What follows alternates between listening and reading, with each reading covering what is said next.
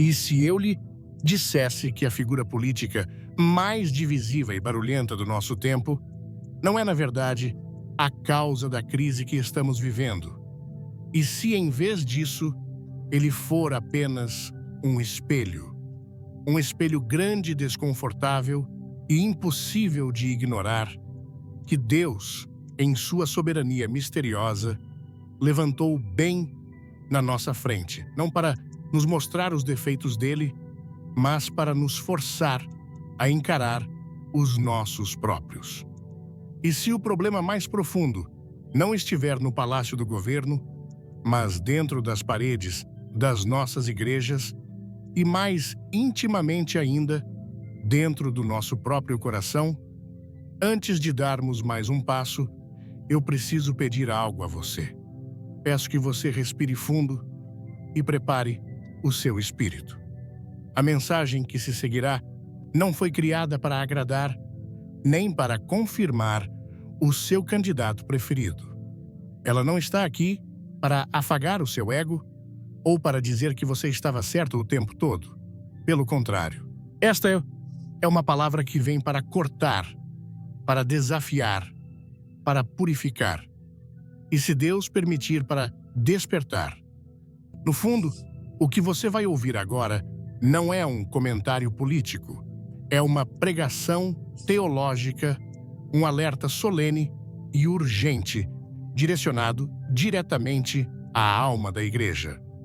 A nossa base, o fundamento sobre o qual vamos construir todo este raciocínio, é uma verdade inabalável e eterna, desde o primeiro sopro da criação até o exato segundo em que vivemos. Deus sempre esteve e sempre estará no controle absoluto da história humana. A sua soberania não é apenas uma ideia bonita. Ela é a força ativa que transcende, que domina e que direciona cada manobra política, cada ascensão e queda de impérios. É fundamental que você entenda isso. Nossa análise não é sobre direita ou esquerda. Não é sobre partidos ou ideologias. É sobre o trono do céu e sobre a condição desesperadora do povo que afirma representar esse reino aqui na Terra. Neste cenário, a figura de Donald Trump perde o protagonismo. Ele não é o foco, ele é antes um instrumento, uma ferramenta profética, um teste divino, ou, para usar a imagem mais precisa, um espelho implacável que Deus ergueu diante de nós. E o propósito deste espelho não é para que julguemos o homem que vemos nele, mas para que ele revele a verdadeira e muitas vezes chocante condição espiritual da nossa própria igreja. Esse espelho expõe com uma clareza que nos deixa sem graça a nossa assustadora disposição para fazer concessões. Ele mostra o quanto estamos perigosamente perto de cair em uma idolatria política sórdida, onde um homem de carne e osso se torna o nosso salvador e a nossa esperança. Ele revela o desvio trágico da nossa missão mais sagrada e única, a proclamação corajosa e sem remendos do Evangelho e a busca desesperada por uma vida de santidade. Portanto, o que eu quero apresentar a você hoje, com todo o peso que meu coração pode carregar, é um apelo, um chamado urgente e apaixonado para que a Igreja, o corpo de Cristo, pare de colocar sua fé, sua confiança e sua esperança em homens falhos, em partidos que se corrompem ou em sistemas políticos que um dia virarão pó. Este é um chamado para que a Igreja se olhe no espelho com uma honestidade brutal, com lágrimas nos olhos, se preciso for, e retorne desesperadamente ao lugar de onde nunca deveria ter saído, ao temor do Senhor aquele temor santo que nos faz tremer diante da sua palavra, ao discernimento espiritual que só nasce de uma intimidade verdadeira e diária com as Escrituras. E, acima de tudo, a uma lealdade apaixonada, absoluta e inabalável somente a Jesus Cristo. Somente a Ele. Porque, enquanto estivermos ocupados defendendo homens, perdemos a chance de ouvir o que Deus está tentando nos dizer através deles. E a mensagem dele para nós hoje é uma só: voltem para mim. Antes de mergulharmos no coração da história, um pedido rápido. Se esta mensagem já está falando ao seu espírito, comente com o número 1 aqui embaixo para que eu saiba que estamos conectados. E mesmo que ela te incomode, talvez, especialmente se ela te incomodar, deixe o seu curtir. Às vezes, a verdade que mais nos cura é a que mais nos confronta no início. E eu te garanto, fique até o final, porque a forma como todas essas peças se encaixam vai revelar um quadro que talvez você nunca tenha imaginado. A Bíblia, a nossa única regra de fé e prática, nos diz de forma tão clara, tão repetida, que chega a ser um trovão através dos séculos: é Deus quem levanta os reis e é Deus quem os derruba. Não é o povo, não são as eleições, não são as campanhas ou as fortunas. No livro de Daniel, capítulo 2, versículo 21, essa verdade é cravada na pedra. Ele muda os tempos e as estações. Ele remove os reis e estabelece os reis. Ele dá sabedoria aos sábios e conhecimento aos que sabem discernir. Pense no peso dessa declaração. Cada governante, não importa se ele se curva em um altar ou se zomba de Deus em praça pública, cada um deles, seja ele justo ou rebelde amável ou tirano, só ocupa o seu trono, só segura o seu cetro pela permissão ou pelo propósito direto do Deus Todo-Poderoso. Alguns líderes, a história nos mostra, são levantados para serem pastores, para trazerem bênção, para guiarem o povo com justiça e paz. Outros, no entanto, são levantados para um propósito muito mais doloroso, para expor o pecado escondido, para corrigir uma nação que se desviou ou para serem o próprio instrumento do juízo de Deus. Em todos os casos, sem exceção, é a mão invisível de Deus que move as peças no grande tabuleiro da história, não a mão visível dos homens. Só essa verdade já deveria ser suficiente para nos colocar de joelhos. Deveria nos encher de uma humildade profunda e nos fazer parar de gritar nossas opiniões políticas para, em silêncio, perguntar com um coração sincero: Senhor, o que Tu estás dizendo neste momento? O que o Senhor está fazendo através desta pessoa, através deste tempo de tensão, através desta confusão toda? É por isso que, quando olhamos para figuras como Donald Trump ou qualquer outra figura que divide o mundo, precisamos desesperadamente pedir a Deus que nos dê olhos para ver além das lentes sujas do partidarismo, além das nossas emoções à flor da pele. Porque o que estamos observando não é apenas um fenômeno político ou social. Se tivermos olhos para ver, estaremos testemunhando ao vivo uma pequena peça do grande e soberano plano de Deus se desenrolando bem na nossa frente. E não se engane, isso não tem nada de novo.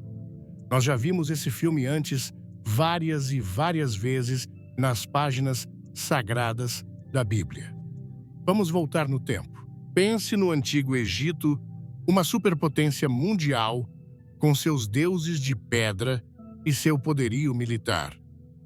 Deus levantou um faraó, um homem, cujo nome se tornou sinônimo de teimosia e coração endurecido. Porque Deus permitiu que um homem, assim, chegasse ao poder, foi porque Faraó era um homem bom. Longe disso. Deus mesmo declara o seu propósito em Êxodo, capítulo 9, versículo 16.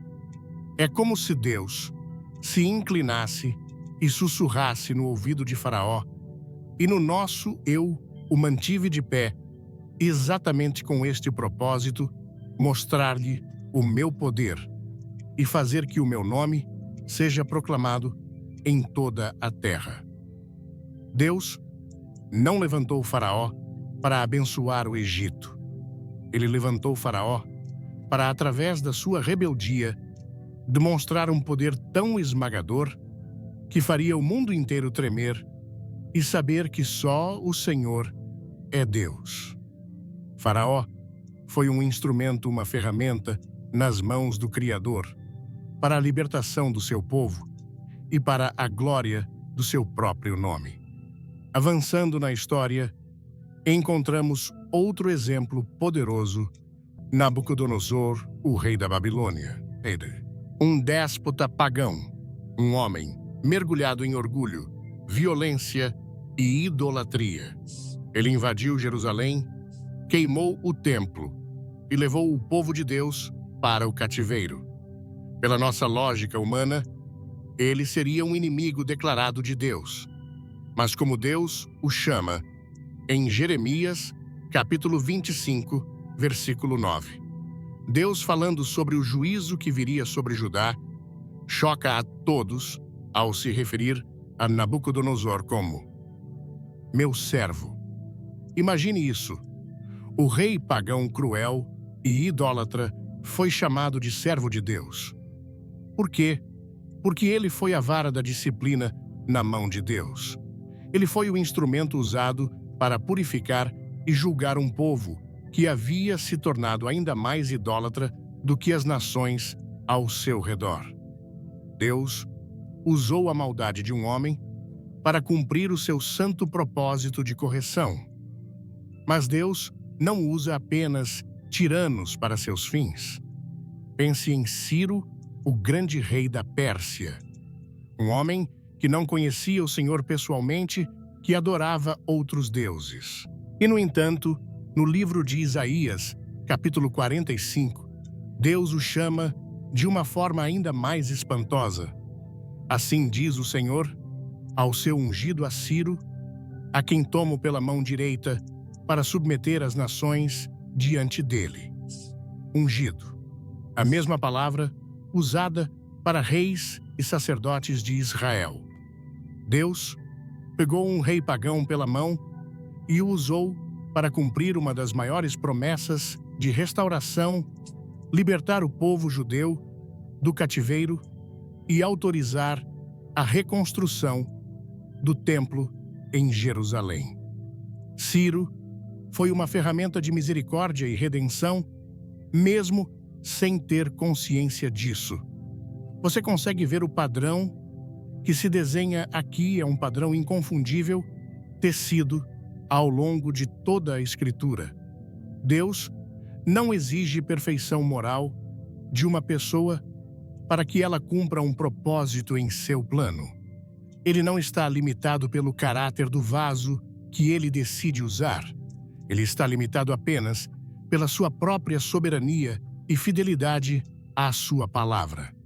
Ele usa quem ele quer, como ele quer e quando ele quer.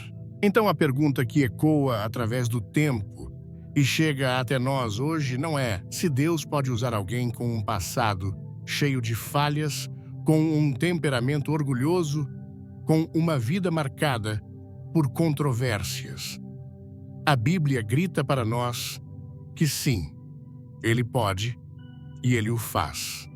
A verdadeira questão, a pergunta que deveria nos manter acordados à noite, é por que Ele o faria. E é exatamente aqui neste ponto que precisamos andar com um cuidado extremo, com um temor e um tremor que perdemos há muito tempo. Porque é aqui que multidões de cristãos bem-intencionados caem numa armadilha perigosa, sutil e devastadora. A armadilha é esta: confundir o uso de uma pessoa por Deus com a aprovação dessa pessoa por Deus. E essas duas coisas são mundos de distância. Deixe-me repetir, para que isso penetre fundo na sua alma: ser usado por Deus não é e nunca foi a mesma coisa que ser aprovado por Deus. O martelo que constrói a casa não recebe o crédito pela arquitetura. O bisturi na mão do cirurgião não é louvado pela cura do paciente. São apenas ferramentas. Deus pode usar a teimosia de um faraó para mostrar seu poder. Pode usar a crueldade de um Nabucodonosor para aplicar sua disciplina. Pode usar a política favorável de um Ciro para cumprir sua promessa. Ele pode, sim, usar a ousadia e a postura disruptiva de um Donald Trump para expor a hipocrisia na política e, mais importante, para revelar a idolatria escondida no coração da igreja. Sim, ele pode usar qualquer um, mas o fato de ele usar alguém não significa que ele esteja sorrindo para o caráter dessa pessoa. Não significa que ele aprova suas palavras, suas atitudes ou seu estilo de vida. Deus, em sua soberania, pode usar até mesmo a rebeldia de um homem para, no fim, tecer o seu plano perfeito. E nós, como seu povo, precisamos ter a sabedoria e o discernimento que vem do alto para enxergar essa diferença crucial.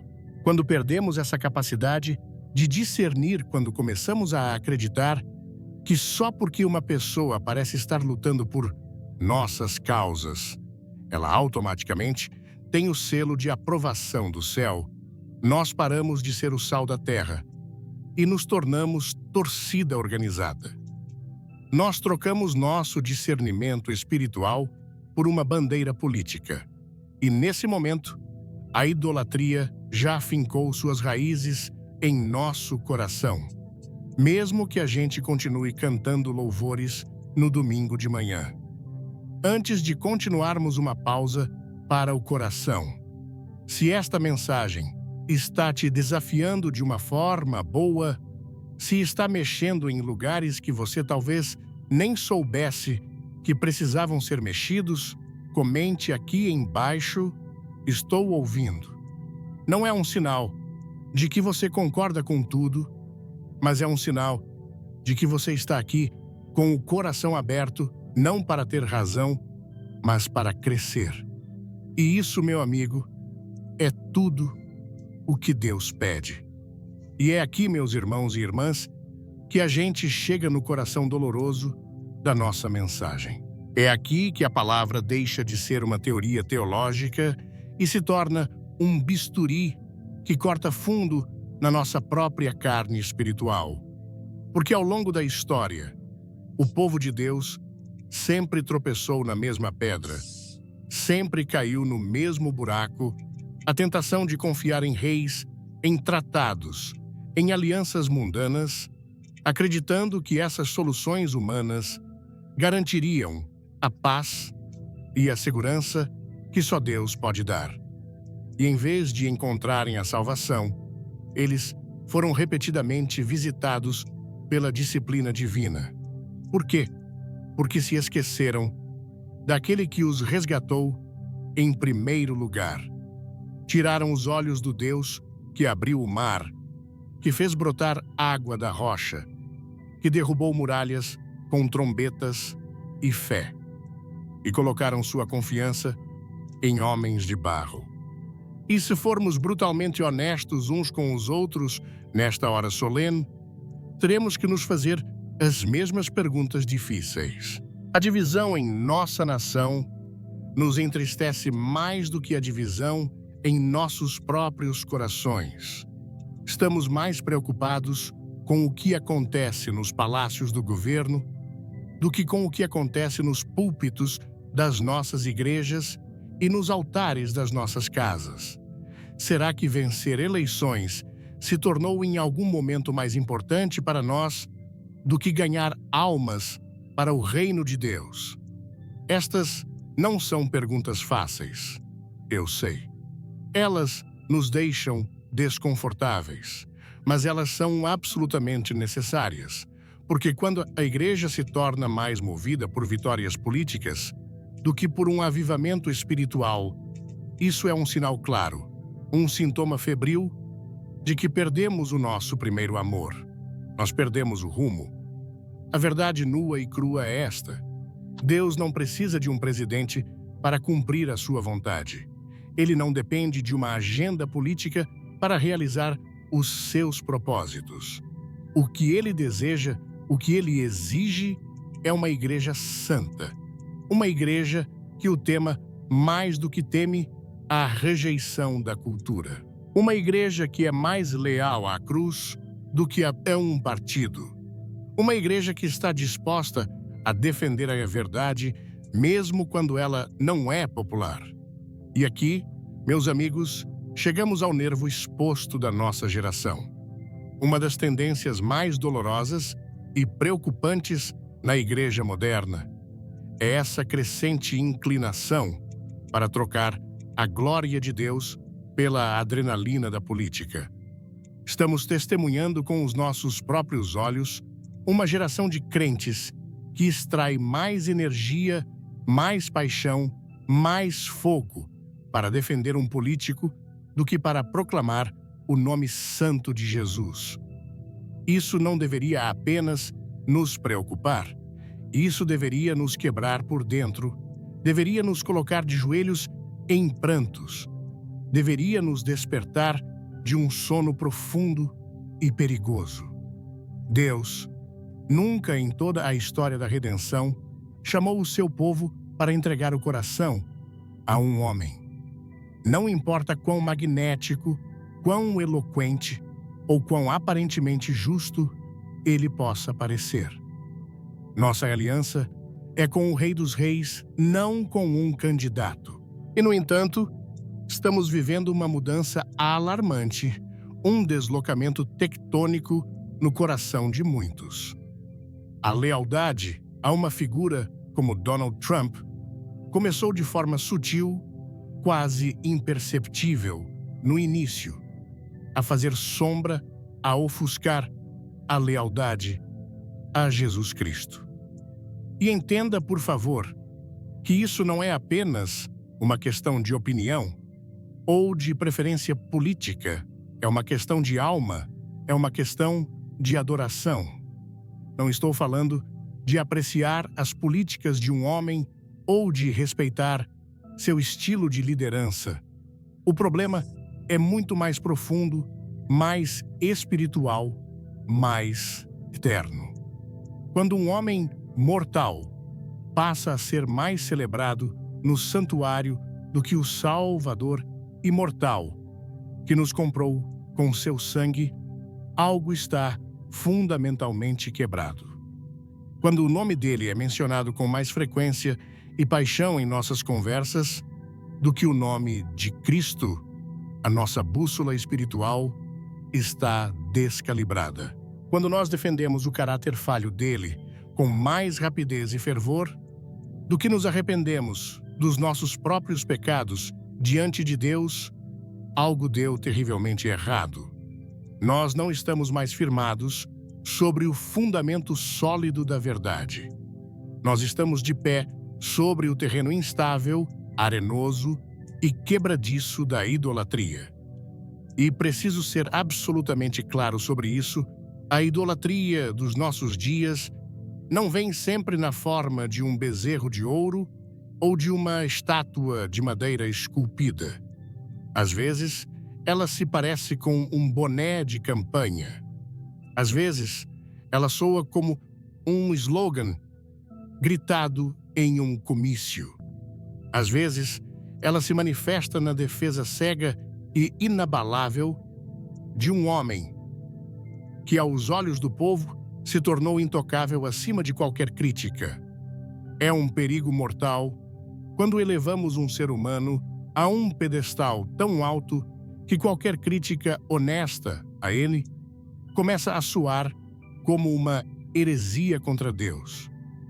Isso é perversão espiritual. Mas Deus não está confuso. Ele não se impressiona nem um pouco com a nossa política, nem com a nossa paixão fervorosa por movimentos humanos. Ele é, como a Bíblia nos declara, um Deus ciumento de sua glória. E ele não a dividirá com ninguém, nem com um homem, nem com um partido, nem com uma bandeira, nem com uma filosofia. Somente ele é digno. Somente ele merece nossa adoração incondicional.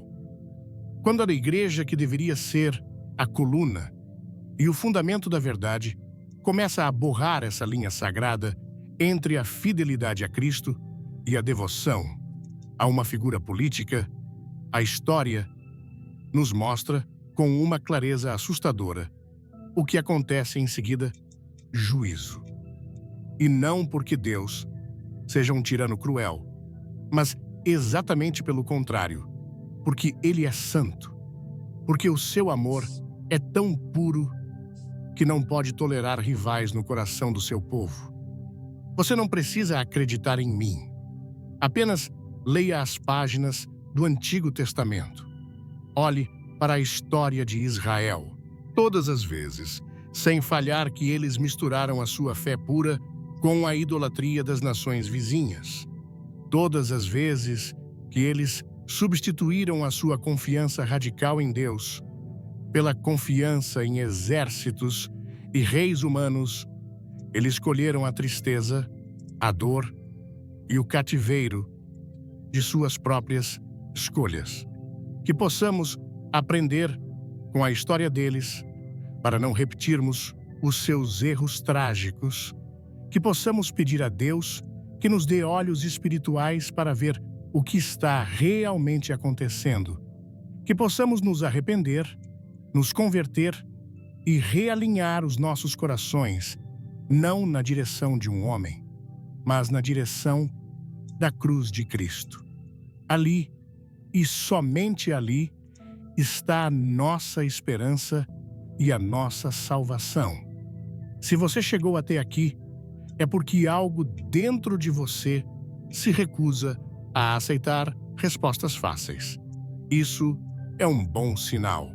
É sinal de fome espiritual. Se o que falamos até agora está fazendo sentido, ou talvez te deixando desconfortável de um jeito necessário, me ajude a espalhar esta mensagem. Faça uma coisa simples, clique no botão de compartilhar e envie para apenas uma pessoa que você acha que precisa ouvir isso. Às vezes, uma semente plantada em uma conversa pode gerar uma colheita que não podemos imaginar. Agora, vamos aprofundar um pouco mais essa ideia que é o centro de tudo. Pense comigo, às vezes, quando uma nação está doente, Deus não envia um médico. Às vezes, ele simplesmente entrega um espelho nas mãos dela. Ele não levanta um líder como uma recompensa pelo bom comportamento do povo, mas como um reflexo exato do que aquele povo se tornou. Um espelho que não mente, que expõe as rugas, as cicatrizes e a sujeira que estavam escondidas debaixo da maquiagem da religiosidade. Um espelho que força a nação a se encarar e a ver sem filtros o que ela realmente valoriza, o que ela secretamente adora e o que ela esteve disposta a sacrificar no altar do poder e da conveniência. A Bíblia nos dá um exemplo perfeito disso, tão claro que chega a doer. Quando o povo de Israel, cansado de ser governado diretamente por Deus, através de seus profetas e juízes, chegou para o profeta Samuel e disse: Nós não queremos mais ser diferentes. Nós queremos um rei como todas as outras nações têm. Aquele não foi um momento de clareza espiritual. Não foi um pedido sábio.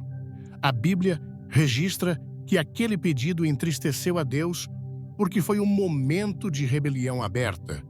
Eles estavam na prática dizendo: Deus, a sua maneira de nos governar, não é boa o suficiente para nós. Queremos um homem no trono, alguém que possamos ver, aplaudir e seguir. E o que Deus fez? Em sua soberania, ele atendeu ao pedido rebelde deles. E então, ele lhes deu Saul. Pela aparência, Saul era a escolha perfeita. A Bíblia diz que ele era o homem mais alto e mais bonito de todo o Israel. Ele era forte e carismático, um líder nato. Ele parecia perfeito para o papel. Com sua confiança e sua eloquência, ele rapidamente conquistou o coração do povo. Eles finalmente tinham o seu rei, o seu herói, o seu salvador político. Mas por baixo daquela superfície impressionante, por trás da armadura reluzente, havia um homem espiritualmente falido. Saul era dominado pelo orgulho, pela impulsividade e por uma insegurança que o levou a desobedecer diretamente à voz de Deus, não uma, mas várias vezes. E ainda assim, Deus permitiu que ele reinasse por muitos anos. Por quê? Não porque Saul fosse a resposta para os problemas de Israel, mas porque o próprio Saul era um sintoma do problema maior, o fato de que o povo havia rejeitado a Deus como seu verdadeiro e único rei. Saul no trono era o espelho da rebeldia do coração do povo. Agora, traga essa verdade para os nossos dias. E se Donald Trump não for a solução, mas o holofote, e se através de toda a sua ascensão meteórica, seu governo controverso, seus conflitos diários e suas polêmicas incessantes, Deus não estivesse, na verdade, apontando para uma solução política, e se ele estivesse usando tudo isso para revelar algo muito, muito mais profundo, a condição real da igreja, a verdadeira alma de uma nação. Não sejamos ingênuos, meus amigos. A ingenuidade é um luxo que um cristão, em tempos como estes, não pode se permitir. Só porque uma pessoa pública segura uma Bíblia para uma foto, ou cita um versículo em um discurso, ou fala a linguagem da fé, quando lhe convém. Isso não significa nem de longe que essa pessoa ande no temor do Senhor. O próprio diabo conhece as Escrituras melhor do que muitos de nós e as usa para torcer a verdade e enganar. A Bíblia nos dá um aviso arrepiante em 2 Coríntios, capítulo 11, que deveríamos ler com temor e tremor. E não é de admirar, pois o próprio Satanás se disfarça de anjo de luz. Portanto, não é surpresa que os seus servos também se disfarcem de servos da justiça. Perceba a sutileza disso. O engano raramente aparece com chifres e um tridente. Ele não se apresenta como algo obviamente mau ou sombrio. Não. O engano dos últimos dias é muito mais sofisticado. Às vezes, ele vem vestido com a bandeira do patriotismo. Às vezes, ele fala com uma voz que soa moralmente nobre e corajosa. Ele usa as nossas palavras, os nossos valores, as nossas frustrações. Ele se apresenta como o campeão da nossa causa. Mas somente aqueles que andam em uma intimidade profunda e desesperada com Jesus, somente aqueles que aprenderam a reconhecer a sua voz mansa e suave em meio ao barulho do mundo, somente aqueles que estão tão enraizados na palavra de Deus que qualquer desvio, por menor que seja, soa como um alarme em seus espíritos. Somente esses serão capazes de discernir.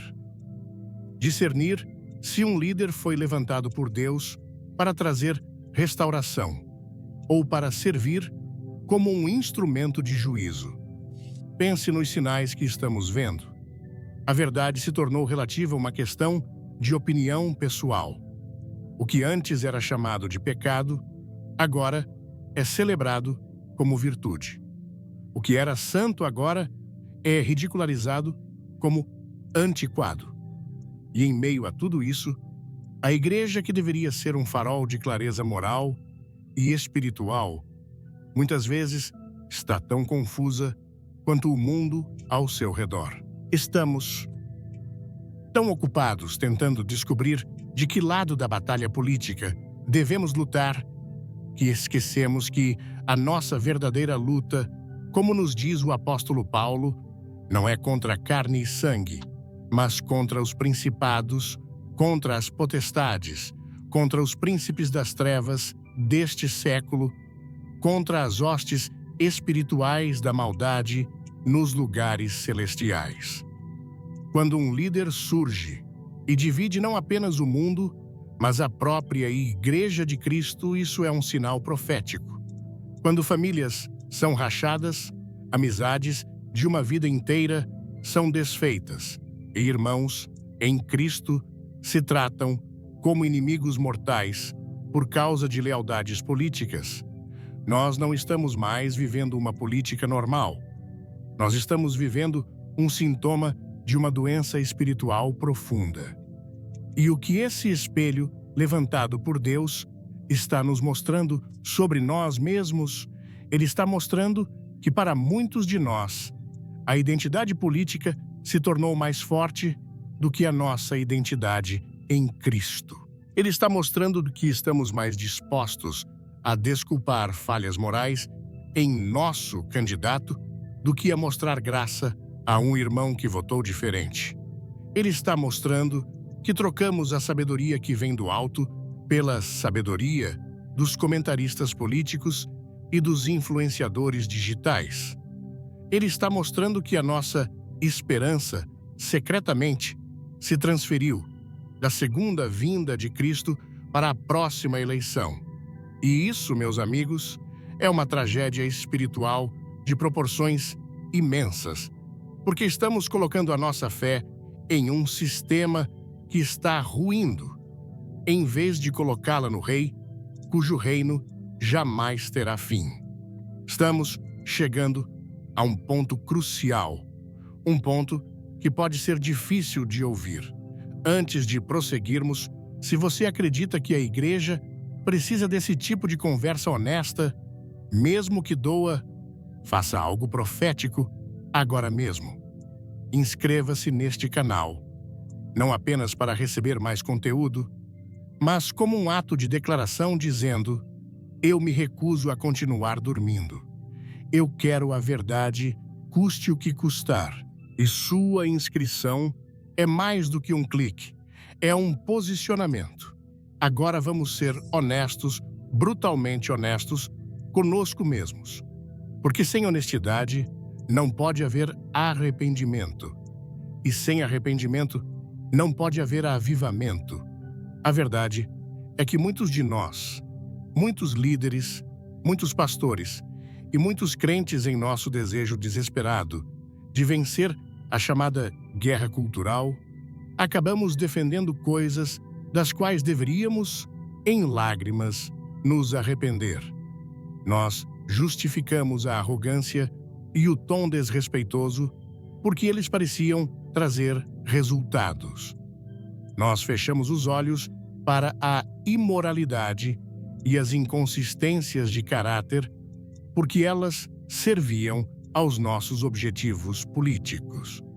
Nós ignoramos o espírito de divisão e o orgulho inflamado porque em nossa mente acreditávamos que os fins, a nomeação de um juiz, a proteção de uma lei, a vitória em uma eleição, justificavam os meios. Mas, meu amado irmão, minha amada irmã, Nós precisamos cravar esta verdade no fundo da nossa alma com um prego de aço. Deus não opera através do compromisso com o pecado. Ele nunca abençoa o pecado, mesmo quando nós o disfarçamos com o nome nobre de estratégia política. Deixe isso penetrar em seu espírito como uma chuva mansa e profunda. Deus nunca jamais abençoa o compromisso. E no exato momento em que começamos a tratar a verdade da sua palavra como algo opcional, como algo que podemos flexibilizar ou deixar de lado para obter poder, influência ou popularidade, nós deixamos de operar no Espírito de Deus. Nós podemos até pensar que estamos lutando por Ele, mas na realidade estamos travando uma batalha espiritual sem a nossa única arma, a espada do Espírito, que é a palavra da verdade. A palavra de Deus, a Bíblia Sagrada, não pertence a um partido político. Ela não pode ser embrulhada em uma bandeira vermelha ou azul. Ela não está limitada por fronteiras ou por identidades nacionais. Ela não é conservadora nem progressista. A palavra de Deus é santa, é eterna, é imutável. E no momento em que a igreja começa a podar, a moldar e a ajustar a sua mensagem para se adequar às sensibilidades e às agendas dos seus políticos favoritos, algo terrível acontece. Quando os púlpitos se tornam tímidos, quando os pregadores começam a medir suas palavras para não ofender os poderosos que estão sentados nos bancos da frente, isso não é discernimento. Isso é desobediência. É a erosão lenta e mortal da autoridade profética em troca da conveniência política. Nos últimos anos, um silêncio estranho e ensurdecedor caiu sobre muitos púlpitos. Não é porque a verdade mudou. Não é porque o Espírito Santo parou de falar sobre pecado e arrependimento. O silêncio se instalou porque se tornou caro demais falar a verdade completa. As igrejas hesitam em abordar de forma clara e bíblica questões de integridade, de caráter moral, de orgulho, de ganância e de divisão. Não porque não saibam o que a Bíblia diz sobre isso, mas porque têm medo. Medo de perder membros, medo de perder doadores, medo de perder a relevância cultural e a influência política que tanto lutaram para conquistar. E então, por medo, elas se calam.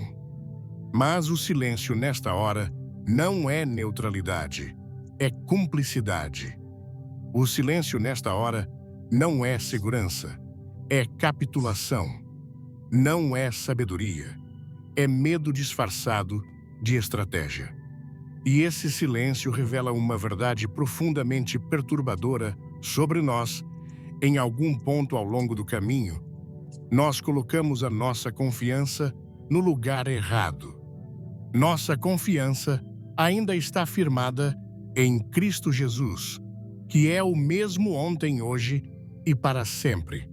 Ou nós, sutilmente, a transferimos para a areia movediça e traiçoeira do poder político. Jesus não veio ao mundo para preservar uma cultura ou salvar um sistema político. Ele sofreu e morreu na cruz, não para garantir o nosso estilo de vida preferido. Ele veio para uma única e gloriosa missão: salvar almas, resgatar pecadores perdidos, proclamar um reino que não é deste mundo, um reino que não é construído por eleições ou por poder militar, mas pela graça, pela verdade e pelo poder sobrenatural de Deus. E, no entanto, muitos na igreja hoje agem como se a nossa maior e mais urgente missão fosse defender um sistema humano frágil, em vez de proclamar uma salvação eterna e segura. Nós confundimos o conforto do cristianismo cultural com o chamado radical do reino de Deus. Nós trocamos a grande comissão, que é ide por todo o mundo e pregai o evangelho, pela grande campanha, que é lute para que o nosso lado vença a qualquer custo. E no processo aprendemos a desculpar em nossos aliados o mesmo comportamento que um dia teríamos condenado em nossos inimigos. Se a mesma arrogância, a mesma desonestidade ou o mesmo comportamento imoral viesse de alguém de fora do nosso círculo político, não hesitaríamos em apontar o dedo e condenar. Mas quando vem de alguém que veste a nossa camisa, que luta pelo nosso time, nós procuramos desculpas. Nós justificamos. Nós dizemos, bem, pelo menos ele está lutando por nós. Como se isso de alguma forma santificasse o pecado. Mas, amigos, Deus nunca nos chama para defender o erro só porque ele nos é conveniente. Ele nos chama para defender a justiça e a verdade, custe o que custar. E este é o grande teste deste momento. A igreja será a igreja. Seremos nós, um povo separado santo, sem compromissos, fiel à palavra. Ou nos tornaremos apenas o braço religioso de um movimento político, meros papagaios, repetindo argumentos partidários em vez de proclamarmos o evangelho que transforma vidas. Deus nunca precisou de um presidente para realizar os seus propósitos. Ele não está no céu ansioso esperando a aprovação de uma lei ou a decisão de um tribunal. Ele procura algo muito mais raro e precioso. Um povo que o tema, mais do que teme a perda de relevância. Ele anseia por líderes, pastores, professores e crentes que falem a verdade, mesmo quando ela for impopular, mesmo quando ela ofender, mesmo que isso lhes custe seu status, suas amizades, sua influência e até mesmo seus púlpitos. Esta é uma hora de acerto de contas. Vamos nos agarrar ao evangelho com integridade ou vamos diluí-lo em troca de influência? Vamos honrar a Cristo com um coração indiviso ou vamos continuar a sacrificar a verdade no altar do ganho político?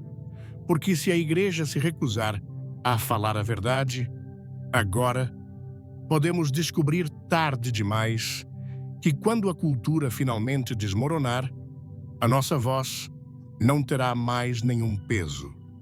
Teremos nos tornado irrelevantes, não porque o evangelho falhou, mas porque nós falhamos em pregá-lo sem compromisso. O silêncio diante da decadência moral não é neutralidade, é traição. Estamos entrando em águas ainda mais profundas agora. E antes de mergulharmos, quero te convidar a ser parte ativa desta conversa. A Bíblia diz que o ferro afia o ferro. Deixe sua opinião nos comentários. Você não precisa concordar, mas a sua perspectiva enriquece a nossa comunidade. Qual parte desta mensagem mais te tocou ou te confrontou até agora? Vamos conversar. O diálogo respeitoso é o primeiro passo para o entendimento.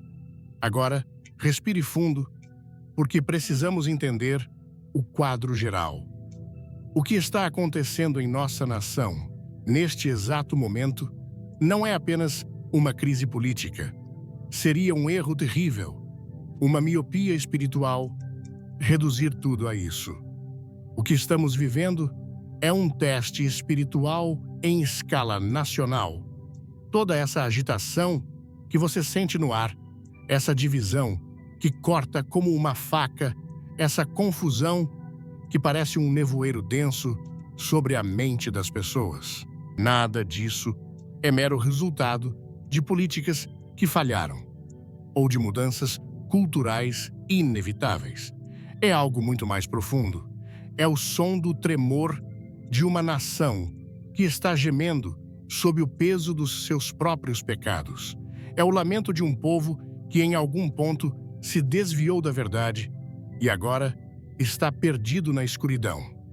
É se tivermos ouvidos para ouvir o som de uma trombeta soando do céu, não com uma melodia de celebração, mas com um alarme urgente, nos advertindo a voltar, a nos arrepender, a realinhar os nossos corações errantes com o coração firme de Deus. Este tremor que sentimos em todos os níveis da sociedade, no colapso da família, na distorção da moralidade, na corrupção do governo, não é um acidente do destino, não é aleatório. Ele é em sua essência divino. Deus não está no céu assistindo passivamente de braços cruzados, enquanto uma nação que um dia o honrou se desfaz em pedaços. Ele não é um espectador, ele é um comunicador. Ele está falando através do caos. Ele está gritando no meio do furacão.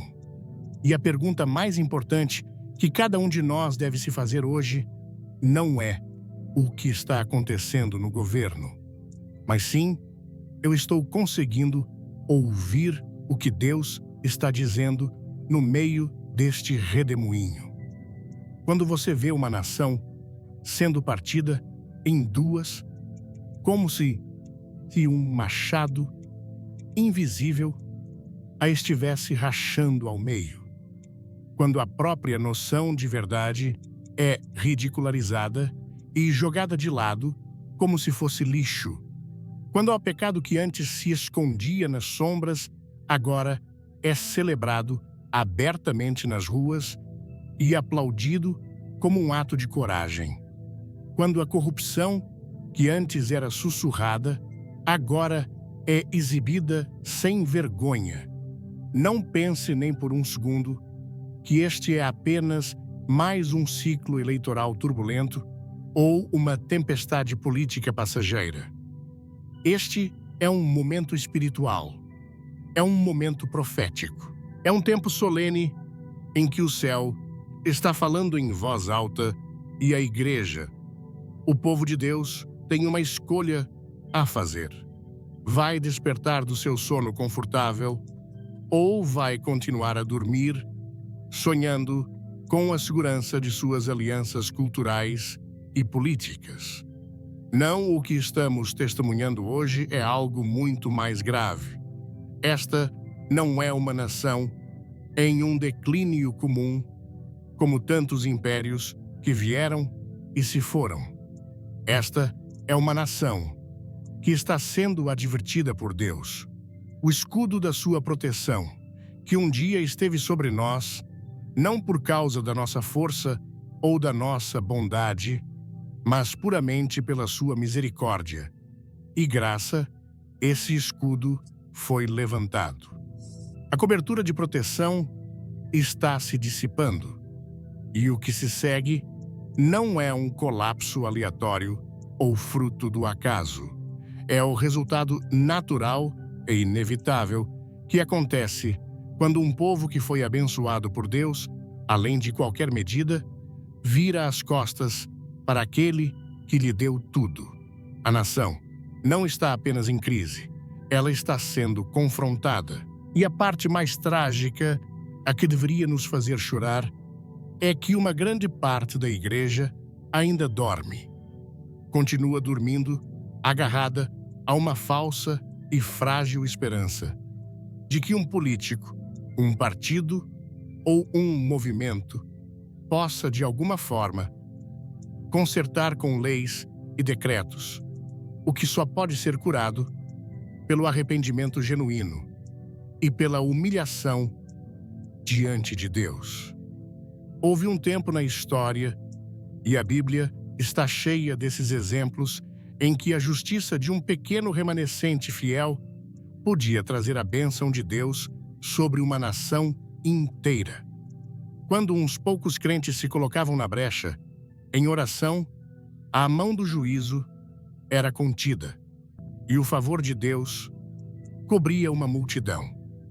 Mas há também um tempo solene e inevitável, em que Deus permite que uma nação seja governada não pela sabedoria, mas pela confusão.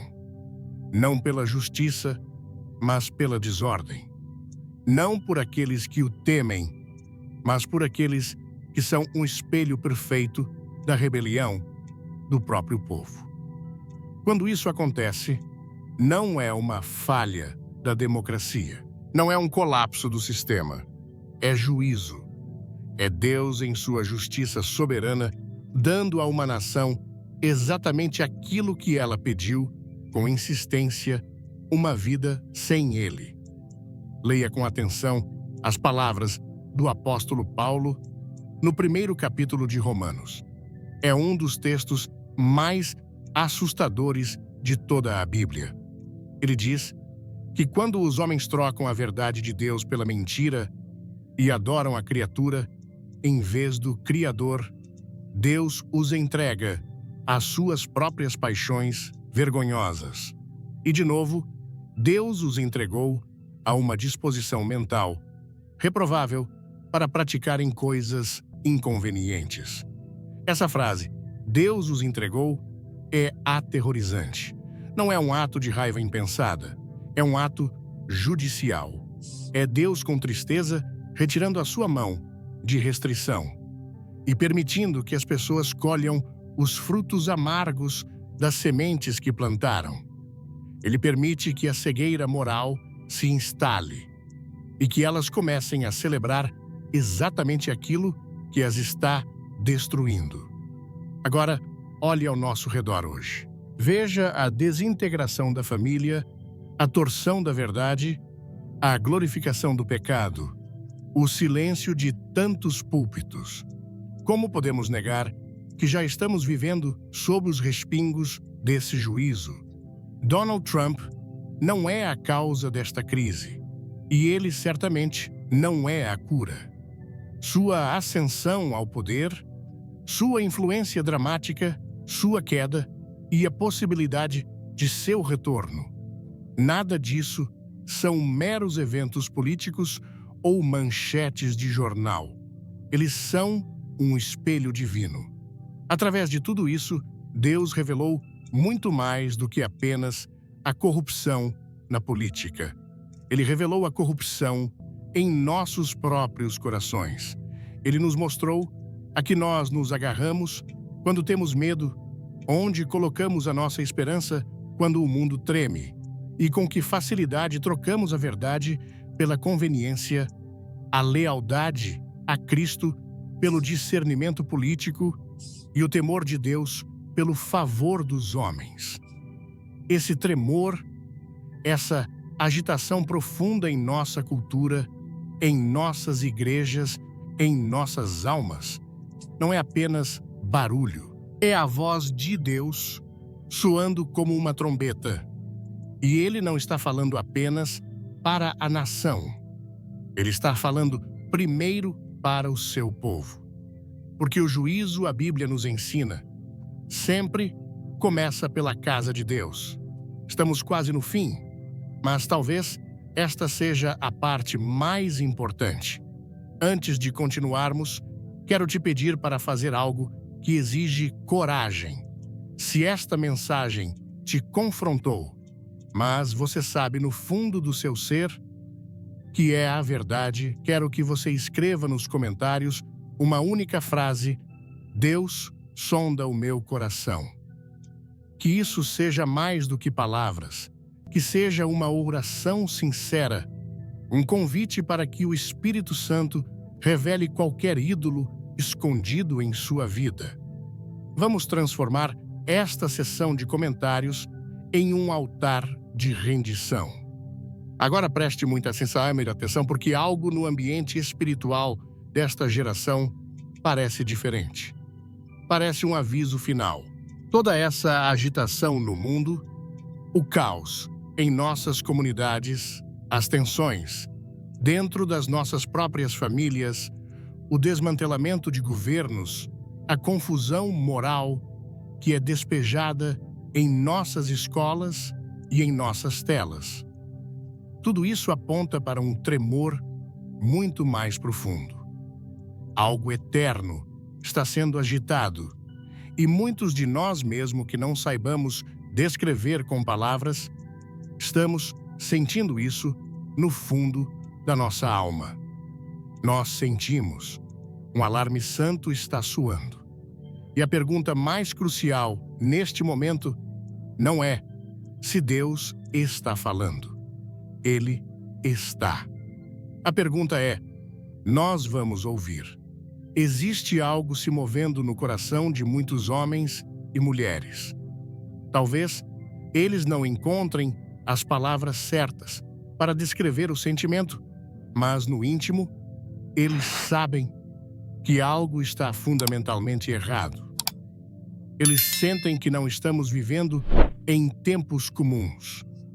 Estes não são apenas mais alguns anos de turbulência política ou de mudanças culturais. Nós estamos à beira de algo eterno.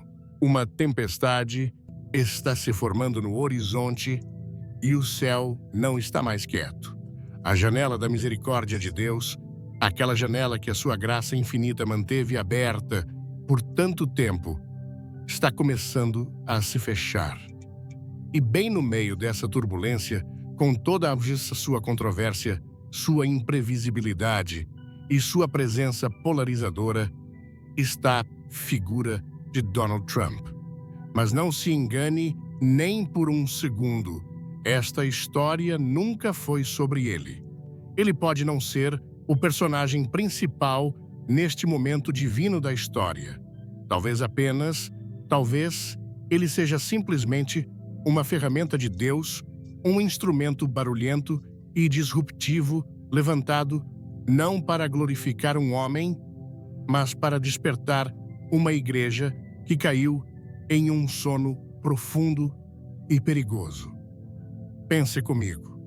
Sua ascensão dramática que desafiou todas as previsões. Sua queda impressionante. E seu retorno implacável ao centro do palco nacional. Nada disso é por acaso.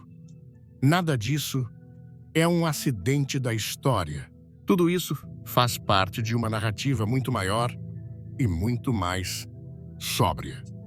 Ao longo de toda a história, Deus tem repetidamente usado figuras inesperadas e desconfortáveis para arrancar o seu povo da sua complacência, da sua mornidão espiritual.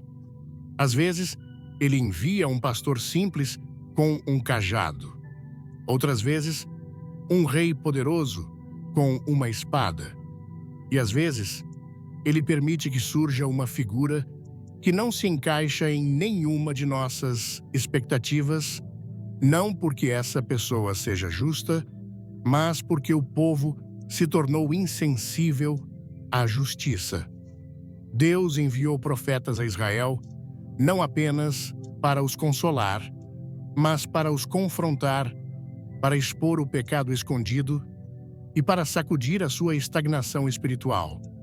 E quando o seu povo parou de ouvir os profetas, ele permitiu que reis e governantes se levantassem, até mesmo aqueles que estavam longe de serem santos, não para os guiar, mas para os peneirar.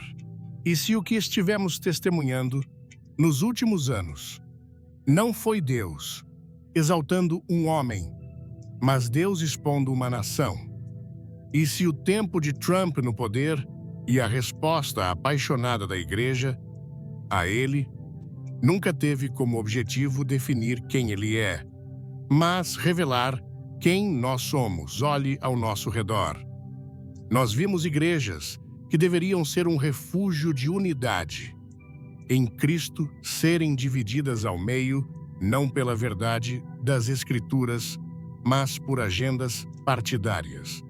Nós vimos crentes que deveriam amar uns aos outros como Cristo nos amou, se destruindo mutuamente nas redes sociais, não por causa do pecado, ou de uma falsa doutrina, mas por causa de lealdades políticas. Nós vimos pastores comprometendo a pureza do Evangelho para manter a relevância de seus programas. Vimos cristãos sacrificando seu testemunho, sua mansidão e sua credibilidade no altar do partidarismo. E o mundo, que já é cético por natureza, olha para tudo isso confuso e horrorizado, perguntando-se por que aqueles que foram chamados para representar o amor e a humildade de Cristo soam mais como torcedores fanáticos em um comício político do que como embaixadores do reino de Deus. E se isso não nos despertar, se isso não partir o nosso coração em 1000 pedaços, então, talvez não estejamos apenas dormindo.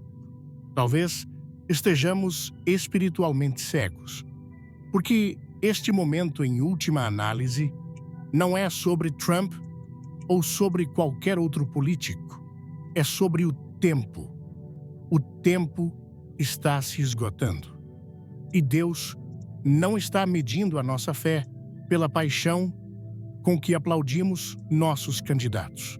Ele está medindo os nossos corações pela urgência com que nos arrependemos, pela profundidade com que obedecemos e pela coragem com que proclamamos Jesus Cristo como Senhor e somente Ele como Senhor.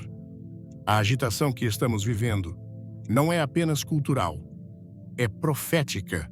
É como o som de uma trombeta de aviso ecoando sobre a terra.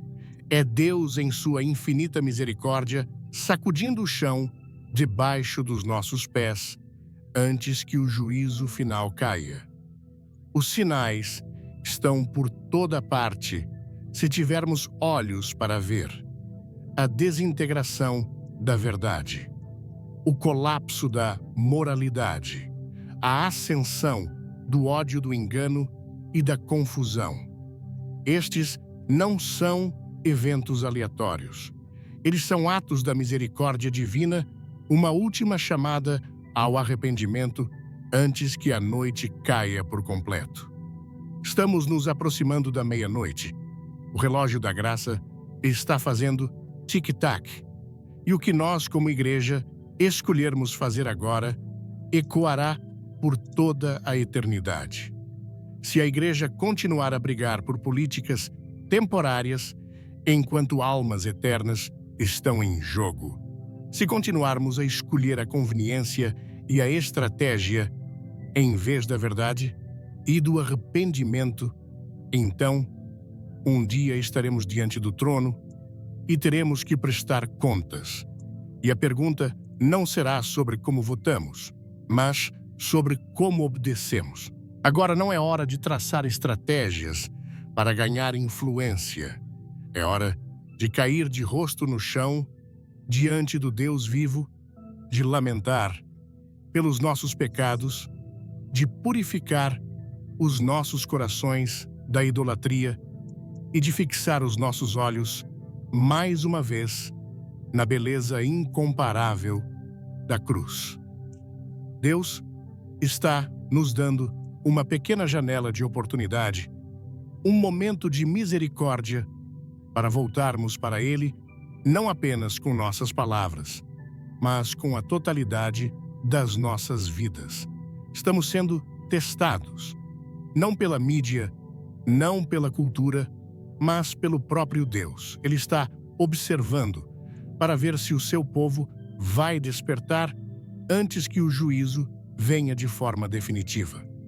Os tremores que sentimos em nossa economia, em nossas famílias e em nossa moral não são apenas tragédias.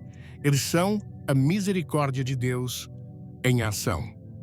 Porque o nosso Deus sempre avisa antes de julgar. E este, meus amigos, pode muito bem ser o nosso último aviso. Chegamos ao final. E se você ficou até aqui, eu te honro.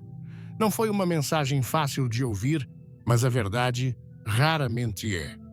Agora, Eu não quero que esta seja apenas mais uma pregação que você ouve e esquece. Quero que seja um marco. Portanto, este é o chamado final, o momento da decisão. Se depois de tudo o que você ouviu, o seu coração grita: "Eu quero voltar para o meu primeiro amor", eu renuncio a toda idolatria e escolho a Cristo. Então, eu te convido a fazer a declaração mais importante da sua vida, aqui e agora. Escreva nos comentários com toda a força da sua alma: "Eu escolho Cristo". Que cada comentário seja como um tijolo na reconstrução do altar verdadeiro em nossos corações e em nossa nação. Em resumo, é que isso ressoe em seus ouvidos com a clareza de um trovão vindo do céu, a mensagem que se desdobrou diante de nós hoje nunca foi, em sua essência, um comentário político. Seria uma leitura trágica, superficial e completamente equivocada reduzi-la a isso.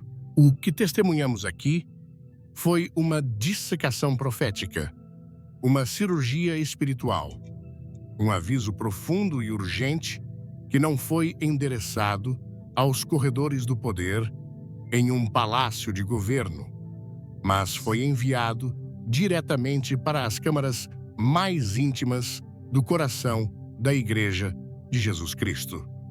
Esta análise usou os eventos políticos contemporâneos e a figura polarizadora de Donald Trump não como o objeto de estudo em si, mas como uma lente de aumento de Deus. Um bisturi divino usado para expor uma crise espiritual muito mais profunda. Uma metástase, um câncer que ameaça a própria alma da Igreja, a praga do compromisso, o tumor da idolatria política e o abandono devastador da verdade imutável das Escrituras sagradas. Nós vimos como Deus, em sua soberania, que a nossa mente finita não consegue compreender, pode usar qualquer líder, seja um faraó de coração endurecido, um Ciro pagão ou um Nabucodonosor arrogante. Ele não os usa como um sinal de aprovação, mas como ferramentas em seu grande e soberano plano de redenção. E confundir o uso soberano de Deus com a sua aprovação moral é o erro fundamental que tem levado a Igreja a um estado de cegueira espiritual. O que foi revelado sob esta luz divina não é primariamente a corrupção de um sistema político. Isso é apenas um sintoma. O que foi revelado foi a alarmante disposição da Igreja em comprometer a sua santidade em troca de poder político. Ficou exposto como os púlpitos se calaram sobre o pecado para não ofender doadores e eleitores. Ficou exposto como a lealdade a um homem e a um partido começou de forma sutil e perigosa a suplantar e a tomar o lugar da lealdade a Cristo. Este espelho divino nos forçou a encarar a realidade chocante de que muitos de nós nos tornamos mais apaixonados em defender um candidato do que em proclamar o Evangelho, mais rápidos em justificar as falhas de caráter em nossos líderes escolhidos do que em nos arrepender de nossos próprios pecados. Esta é a idolatria moderna. Ela não é forjada em ouro, mas em slogans de campanha. É feita de uma lealdade cega que se recusa a criticar e que transforma a discordância honesta em heresia. Quando uma figura humana se torna intocável na mente do povo de Deus, o terreno sagrado da adoração já foi profanado. E nós estamos de pé sobre o chão trêmulo e quebradiço da idolatria. Mas e esta é a virada crucial e esperançosa da mensagem. Este diagnóstico severo não nos leva ao abismo do desespero. Pelo contrário, ele nos aponta o caminho para o altar do arrependimento. A palavra final que ecoa do trono da graça neste momento não é um veredito irrevogável de condenação, mas um chamado poderoso, urgente e apaixonado para voltarmos para casa. É a voz do Pai nos advertindo a despertar do nosso sono, complacente a sacudir a poeira do mundo de nossas vestes e a examinar, com uma honestidade brutal, a quem ou a que a nossa lealdade realmente pertence. Este é um chamado para a igreja coletiva e individualmente renunciar, de uma vez por todas, à falsa esperança que foi depositada em líderes terrenos, em plataformas políticas ou em vitórias eleitorais.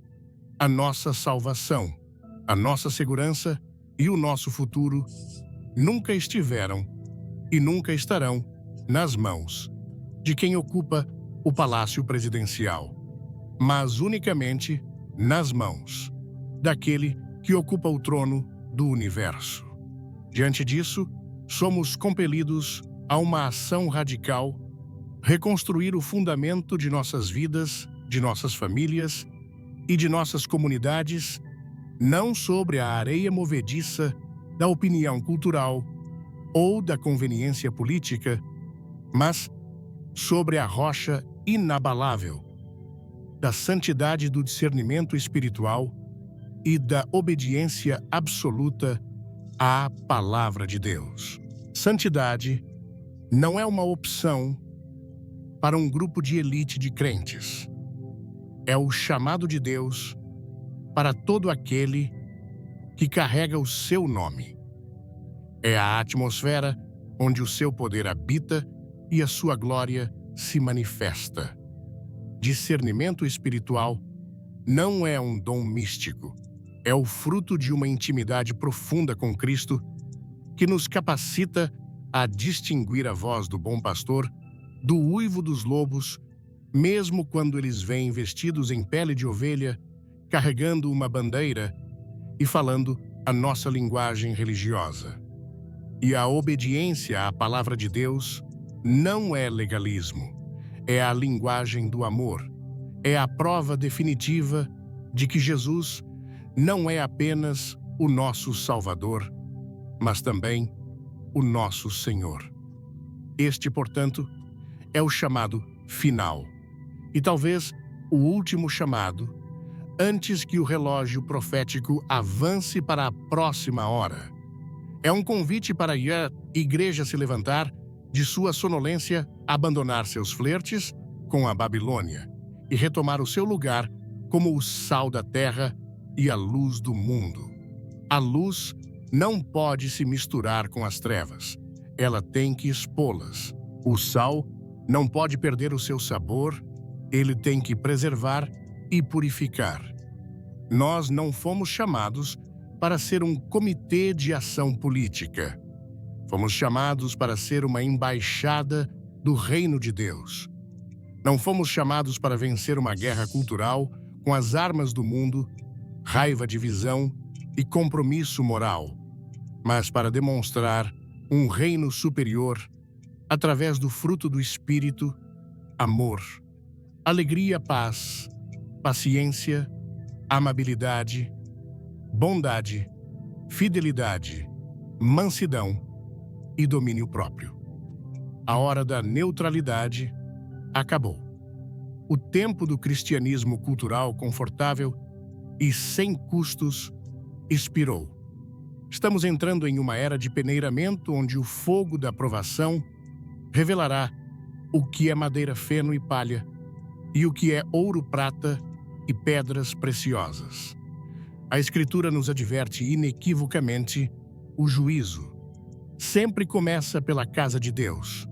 Portanto, a pergunta que paira sobre cada um de nós nesta hora solene não é em quem você vai votar, A pergunta é: a quem você vai adorar?